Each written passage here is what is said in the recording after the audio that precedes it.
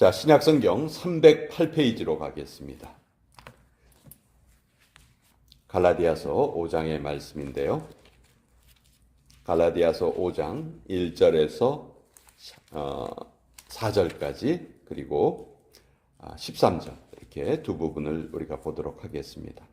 먼저 갈라디아서 5장 1절에서 4절까지의 말씀 우리 같이 읽겠습니다. 시작. 그리스도께서 우리를 자유롭게 하려고 자유를 주셨으니 그러므로 굳건하게 서서 다시는 종의 멍에를 매지 말라. 보라, 나 바울은 너희에게 말하노니 너희가 만일 할례를 받으면 그리스도께서 너희에게 아무 유익이 없으리라. 내가 할례를 받는 각 사람에게 다시 증언하노니 그는 율법 전체를 행할 의무를 가진 자라. 율법 안에서 의롭다함을 얻으려 하는 너희는 그리스도에게서 끊어지고 은혜에서 떨어진 자로다. 13절의 말씀 같이 읽습니다. 시작. 형제들아, 너희가 자유를 위하여 부르심을 입었으나 그러나 그 자유로 육체의 기회를 삼지 말고 오직 사랑으로 서로 종노릇하라. 하나님의 말씀입니다. 아멘. 자, 이 갈라디아서 자유라는 표현이 많이 나와요. 그래서 별명이 그리스도인의 자유의 대헌장이다. 그런 별명이 있는 책이 이 갈라디아서입니다. 자, 바울이 큰 선교 여행을 3번 했죠. 3번의 큰 선교 여행을 했는데 제일 처음에 간 지역이 바로 이 갈라디아 지역입니다. 갈라디아는 어느 한 도시를 말하는 게 아니고 큰 지역을 말해요. 한국에서도 부산 하면 도시고 경상도 하면 지역이죠. 갈라디아는 경상도 같은 의미예요. 그러니까 갈라디아 교회가 어느 한 교회가 있는 것이 아니고 갈라디아 지역의 여러 교회를 바울이 첫 번째 선교 여행에서 개척을 한 것이죠. 그리고 두 번째 전도 여행은 바울이 이 갈라디아 지역을 한 번 더 돌아보고 싶었어요.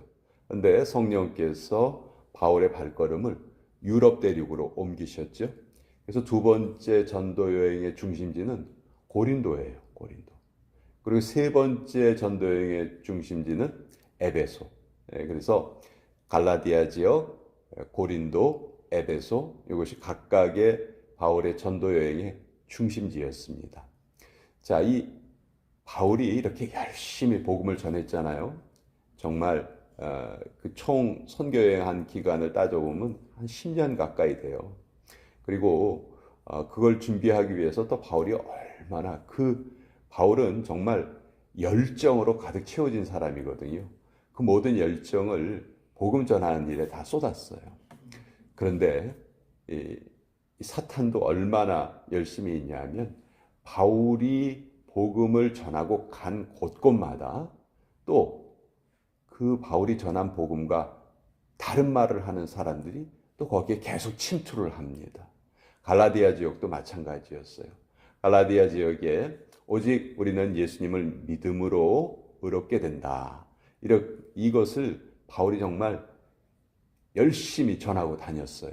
그리고 다시 이제 자기를 파송한 안디옥으로 돌아갔습니다. 돌아가서 이제 갈라디아 지역에 이러이러한 하나님의 역사가 있었습니다. 그것을 말씀을 전했어요.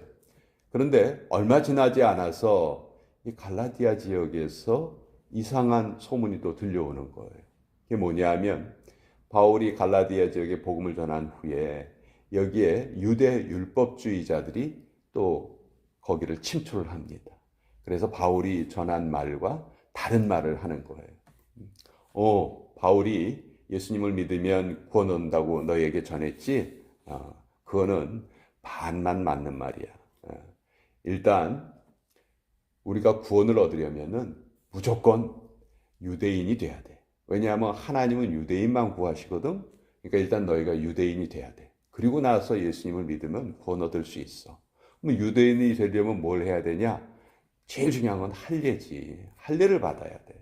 할례를 받지 않으면 너희가 백날 첫날 예수님을 믿는다고 해도 너희는 구원을 얻을 수 없어. 이제 이게 유대 율법주의자들, 거짓 선생들, 사탄의 무리들이죠. 이 사람들이 들어가서 이걸 전한 거예요. 그랬더니 이 갈라디아 지역에 있는 여러 성도들이 이 말에 미혹이 됩니다. 맞아, 그런가 보다. 그래, 어쩐지 이상하다고 했어. 어떻게 예수님만 믿으면 구원 얻는다고 그러냐. 우리가 뭔가를 해야지. 이런 잘못된 사상에 빠진 거예요. 그래서 바울이 이제 이 말을 듣고 격분합니다. 이 갈라디아서에 보면은 바울의 이 강렬한 마음이 아주 잘 나타나 있어요. 다른 데에서는 바울이 저주한다 뭐 이런 표현을 잘 쓰지 않거든요. 근데 이렇게 잘못된 것을 믿는 자는 저주를 받을지어다, 뭐 이렇게 말할 정도로 아주 강하게 바울이 말을 하는데, 그래서 우리 1절에 이렇게 돼 있죠. 그리스도께서 우리를 자유롭게 하려고 자유를 주셨으니 그러므로 굳건하게 서서 다시는 종의 멍에를 매지 말라. 여기 종의 멍에라는 게 율법을 지켜야만 구원을 얻는다 하는 거예요. 사실 율법을 지킬 만한 우리 능력이 없단 말이에요. 근데 율법을 지켜야지 구원을 얻는다, 이 사상에 유대인들이 물들어 있기 때문에 율법을 지키지 않으면서, 아니면 지킨다고는 하지만 속마음은 완전히 다른 마음을 가지고 있으면서 겉으로만 율법을 지키는 척, 겉으로만 거룩한 척, 그렇게 살았다는 거죠. 그런 것은 절대로 구원을 얻는 방편이 안 된다. 예수님을 믿어야지 예수님이 우리에게 구원의 모든 것이 되신다. 바울이 지금 강력하게 말하고 있어요. 그러면서 2절에 보라, 나 바울은 너희에게 말하노니 너희가 만일 할례를 받으면 그리스도께서 너희에게 아무 유익이 없으리라. 여기 이 할례를 받아서는 안 된다, 이 말은 이방인들에게 하는 말이에요. 이 당시에도 유대인들은 계속 할례를 받았습니다. 그것은 하나님의 백성의 표시예요. 근데 이것을 이방인들에게까지 이 할례를 요구할 것이냐, 즉 하나님께서 유대인과 이방인을 구별하셨느냐, 나누셨느냐, 유대인은 하나님께서 구원하시고 이방인은 그냥 멸망의 자식으로 그렇게 이 세상에 보내셨느냐. 바울의 말은 그게 아니죠. 아니다. 하나님께서는 이 세상 모든 사람들을 다 사랑하신다. 그러나 그 중에서도 유대인은 특별히 그 일을 하기 위해서 하나님께서 선택하신 그 선택의 표시로 할례를 받게 하신 것이지, 그 할례가 구원의 조건이 절대로 될 수 없다. 바울이 계속 이것을 말하고 있는 거예요. 그래서 3절에 내가 할례를 받는 각 사람에게 다시 증언하노니 그는 율법 전체를 행할 의무를 가진 자라. 만약 너희가 그 잘못된 말에 속아서 할례를 받아야지만 구원을 얻는다고 잘못 생각을 한다면 너희의 그 생각이 결국은 너희를 구원에 이르지 못하게 한다. 왜? 너희는 그 율법을 다 행할 실력이 없기 때문에, 그럴 수가 없기 때문에, 사람은 그런 능력이 없기 때문에 너희가 결국은 구원을 얻지 못하게 된다. 4절, 율법 안에서 의롭다함을 얻으려 하는 너희는 그리스도에게서 끊어지고 은혜에서 떨어진 자로다. 자, 여기에 보면 율법과 복음의 그 비교가 잘 나타나 있는데, 사실 율법도 하나님께서 주신 거죠. 율법을 수여한 분이 누구예요? 하나님이에요. 시내산에서 율법을 주셨잖아요. 근데 그 율법을 주신 목적이 뭐냐 하면 결국은 너희는 이 율법을 지킬 능력과 실력이 없다는 것을 깨닫게 하시기 위해서 그것을 주신 거거든요. 그 율법을 받고 이스라엘 사람들이 그것을 지키려고 애는 썼어요. 그렇지만 그 율법을 다 지킬 수 없다는 것을 깨닫게 되었죠. 그리고 하나님께서는 그것을 다 깨닫게 하신 후에 이제 너희는 율법이 아닌 믿음으로 구원을 얻을 수 있다. 그래서 예수님을 보내주신 거잖아요. 그것이 이제 율법과 복음의 관계란 말이에요. 근데 예수님이 오셔서 그 은혜를 이미 알려주셨는데도 그것을 거부하고 율법을 지켜야지만 구원을 얻을 수 있다, 이렇게 잘못된 생각을 전하는 사람들이 많이 있었다는 거죠. 자, 그래서 바울은 그것이 잘못되었다는 것을 말하면서 13절에 아주 중요한 메시지를 주십니다. 형제들아, 너희가 자유를 위하여 부르심을 입었으나. 자, 우리는 이제 율법이 아닌 예수님을 믿는 믿음으로 구원을 얻게 됩니다. 이것만큼 더 기쁜 소식이 없죠. 그러니까 우리 육체의 어떤 행동이 구원을 결정짓는 요소가 되지 않는다는 거예요. 하나님의 구원과는 아주 확실하시죠. 우리 인간이 아무리 겉으로 어떤 행동을 거룩하게 하는 것처럼 보여도 그것으로 우리의 구원을 얻을 수 없다는 거예요. 오직 우리가 우리의 구원자이신 예수님을 믿음으로 영접하는 것만이 구원의 길이라는 것이죠. 자, 그러면 이제부터는 우리가 육체의 행위에 얽매이지 않습니다.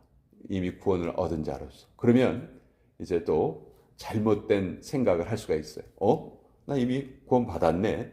이제부터는 뭐 내가 육체적으로 하는 행동이 나의 구원에 영향을 끼치지 않으니까 마음대로 살아도 되겠네. 하고 싶은 대로 할 수 있겠네. 라고 잘못 생각할 수가 있지만, 그렇지만 그 자유로 육체의 기회를 삼지 말고 오직 사랑으로 서로 종노릇하라. 우리가 구원을 얻기 위해서는 우리 육체의 행위, 즉 우리 인간적인 어떤 행위가 구원을 얻는데 전혀 영향을 끼치지 않아요. 그건 확실해요. 근데 이미 구원을 얻은 자로서는 이미 그 다음서부터는 제일 중요한 게 뭐냐면 오히려 육체의 행위예요. 이미 구원을 얻은 자로서 우리가 이제 그 구원을 얻은 자에 합당하게 살아가야 된다는 것이죠. 그것은 어떻게 나타나느냐? 우리의 행위로 나타나는 거예요. 그러니까 우리의 행위가 나 교회 다니고 열심히 예배드리고 그러니까 나 이제 좀 잘못해도 되고 마음대로 살아도 되고 이거만큼 잘못된 생각이 없다는 것이죠. 그것을 지금 바울이 말하는 거예요. 자, 그래서 우리가 신앙생활하면서 전 자꾸 느껴지는 게 이거예요. 초신자 시절에는요, 자꾸 복음을 이용하려고 해요. 오, 좋은 소식이네. 나 구원 받았다네. 천국 가는 티켓을 내가 얻었다네. 아이고 좋아라.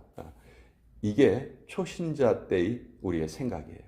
근데 우리의 신앙이 점점 깊어가면서 우리의 생각은 이 성령님을 이용하는 것에서 이제 우리는 굴복하는 것으로 바뀌어가게 됩니다. 그러니까 우리가 복음을 이용하는 것과 복음에 굴복하는 것은 완전히 달라요. 복음을 이용하는 것은 정말 나 개인을 위해서 나에게 좋은 일이 있다니까 일단 무조건 내가 받아들여야지. 이것은 이기심이라고밖에 말할 수 없어요. 그러나 복음에 굴복한다는 것은 이제 점점 그 신앙이 깊어가면서 내 존재의 목적이 나의 삶을 위해서 있는 것이 아니고 하나님을 위한 삶에 있다는 것을 깨달아가는 것이죠. 그래서 이제 점점 우리는 복음을 이용하는 것에서 굴복하는 것으로 바뀌어야 한다. 그것이 오늘 이 바울이 우리에게 주시는 메시지라 할 수 있어요. 자, 우리는 이런 성령께 굴복하기 위해서는 우리의 힘으로는 이걸 이룰 수 없어요. 반드시 누군가의 도움이 필요한데 성경은 성령님께서 우리를 도와주신다. 그렇게 말하는 것이죠. 그럼 우리가 도움을 받아야 돼요. 그 도움을 받으려면은 한 가지 길밖에 없어요. 기도하는 거예요. 우리 성령께서 우리를 도와주시고 우리가 오늘도 복음에 온전히 굴복한 자로 살아가게 하여 주옵소서. 이것을 이룰 수 있는 길은 기도밖에는 없다는 것이죠. 여러분 그 비행기 무게가 얼마나 무겁습니까? 거기에 사람도 타죠. 짐도 실죠. 근데 그게 공중을 떠다녀요. 도대체 어떻게 그게 떠다닐까? 바로 비행기의 엔진이 있기 때문이에요. 엄청난 힘을 내는 엔진이 있기 때문에 그 무거운 비행기가 하늘에 뜨는 거거든요. 우리도 마찬가지예요. 우리라는 존재가 신앙생활을 해 나갈 수 있도록 움직이는 것은 결국 기도가 우리의 원동력이다. 기도를 통해서 우리는 성령님의 도우심을 받고 그것을 통해서 오늘도 우리가 복음에 복음을 이용하는 것이 아니고 복음에 굴복하는 삶을 살아야 한다. 그것이 바울이 이 갈라디아서를 통해서 우리에게 주시는 귀한 메시지입니다.